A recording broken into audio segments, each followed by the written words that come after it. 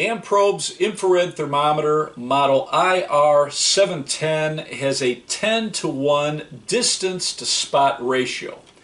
If you're 10 inches away, it's measuring a 1-inch diameter circle.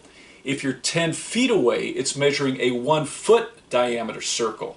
So the closer you are, the more accurate your reading is going to be. You want the area that's being measured to be completely on the surface that you're measuring.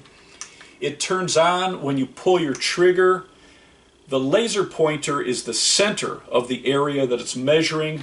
When you release the trigger, it's going to hold the reading for 8 seconds. You can toggle between Celsius and Fahrenheit.